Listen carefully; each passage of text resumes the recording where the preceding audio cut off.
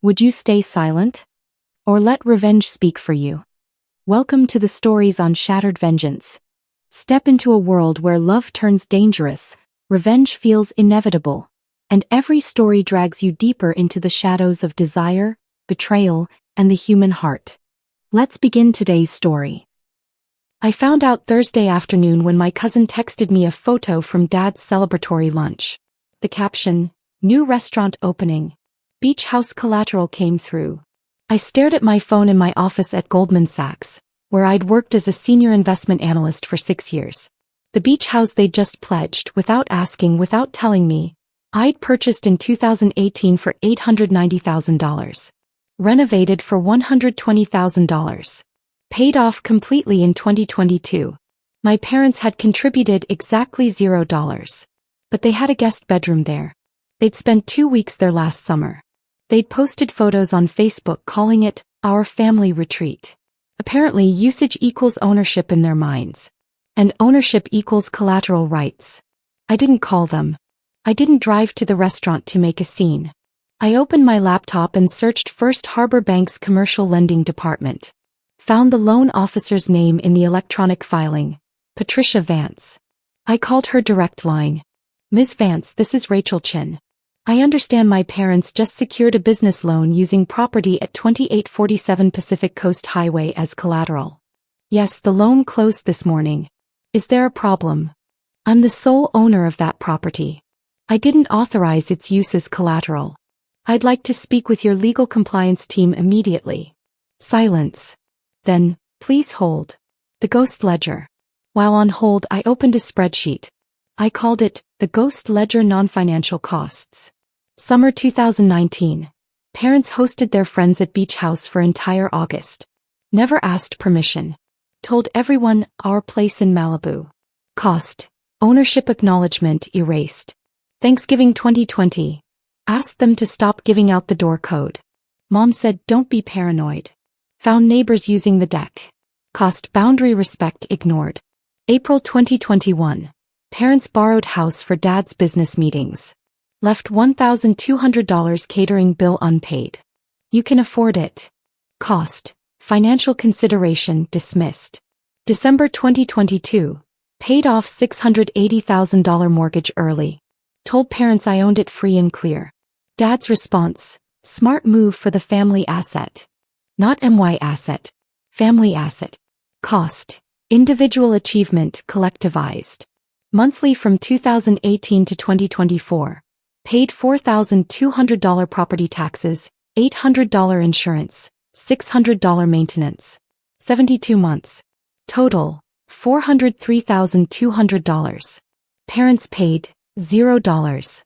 But called it, "Our Beach House," 127 times on social media. Cost. Credit for my investment stolen. February 2024.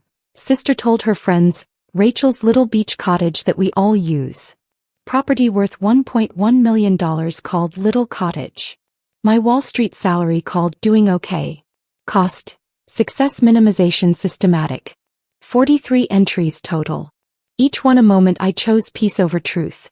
I'd been operating on the gambler's fallacy. Feeding the slot machine of family accommodation, convinced the jackpot of respect was coming. One more coin. One more silence.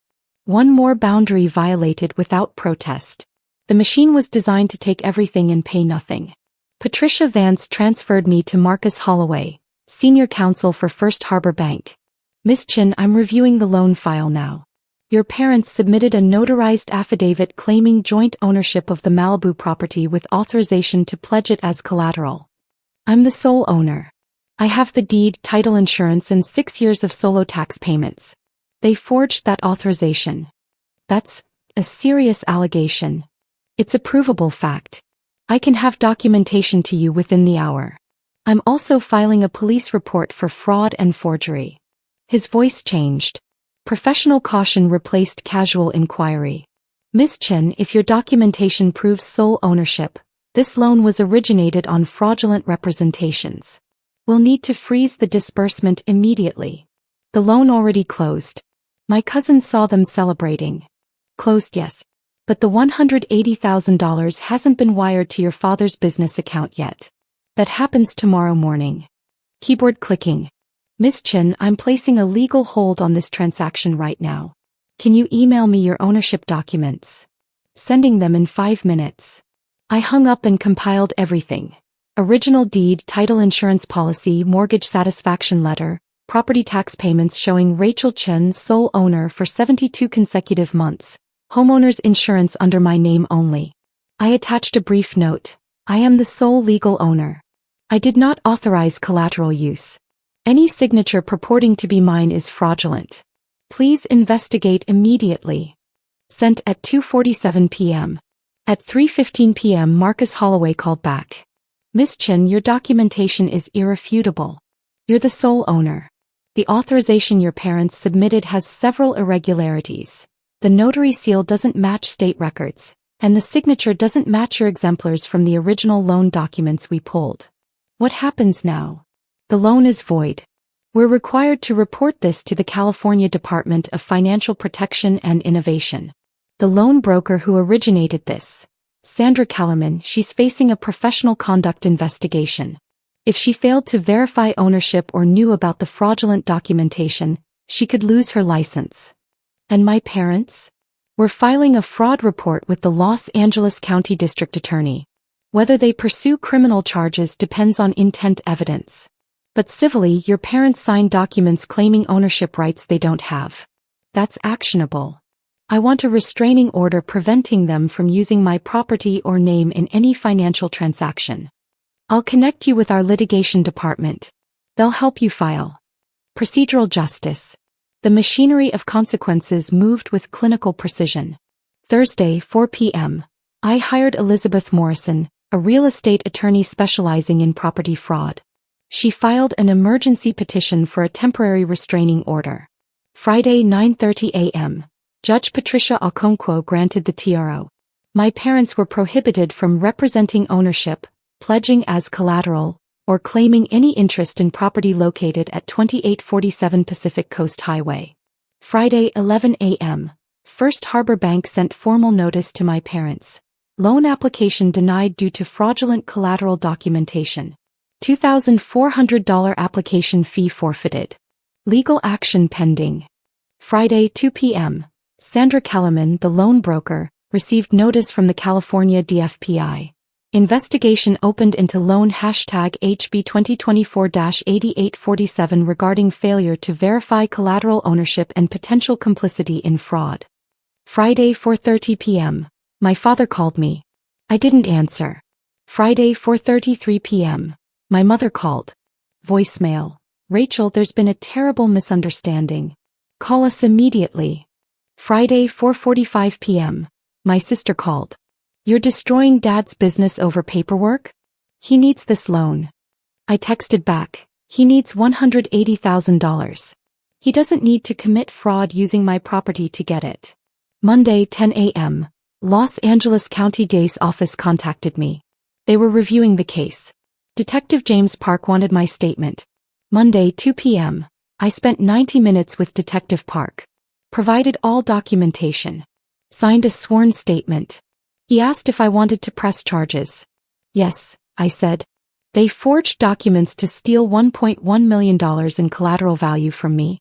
If they'd succeeded, I could have lost my house to their business failure. Tuesday, the forensic document examiner confirmed the notary seal was fake. The signature was a simulation attempt, with 12 points of divergence from my actual signature. The notary listed, Maria Santos, confirmed she'd never notarized anything for me and filed her own complaint about seal forgery. Wednesday, Sandra Kellerman was suspended by the California DFPI pending investigation. Preliminary findings showed she'd originated 4 other loans with inadequate collateral verification. My parents' case was the catalyst. Thursday, my parents showed up at my office. Security called up. Miss Chen, your parents are in the lobby requesting to see you. Tell them I'm unavailable. They say it's urgent. Family emergency. The emergency is their fraud investigation. I have nothing to discuss. They waited in the lobby for 40 minutes before leaving. That evening my mother sent an email. Rachel, you're tearing this family apart over a misunderstanding. Your father's restaurant, his dream, is collapsing because you're being vindictive. We would never have lost your house. We're family. Family shares. Call off the lawyers and let's talk like adults. I forwarded it to Elizabeth Morrison with a note. Evidence of continued belief they had rights to my property. She replied, "This helps our case significantly. They still don't accept wrongdoing." My father tried a different approach. He called from my aunt's phone. "Rachel, please. I'll lose everything. The restaurant lease is signed. Equipment is ordered. I need this loan. You needed $180,000. You didn't need to forge my signature and pledge my house without permission. I thought you'd understand. You make good money, you don't need that house full-time. We're family. Dad, I make $340,000 a year. I bought that house with my own money. I renovated it. I paid it off. You contributed nothing. Usage doesn't equal ownership. $340,000? His voice went quiet. I thought you were doing okay, but... You thought I was doing okay, so you could treat my $1 million asset as your emergency fund? I paused. You never asked what I make. You never asked if I'd help with the restaurant. You just decided you had the right to pledge my property as collateral. But we're family. Family asks. Family respects boundaries. Family doesn't commit fraud. I took a breath. You forged documents, Dad. The DA is reviewing criminal charges. Your loan broker might lose her license. You did this to yourself. He hung up. Consequences. The California DFPI suspended Sandra Kellerman's broker license for 2 years. She'd failed to verify ownership on multiple loans. My case was Exhibit A in their enforcement action. The DA declined to file criminal charges.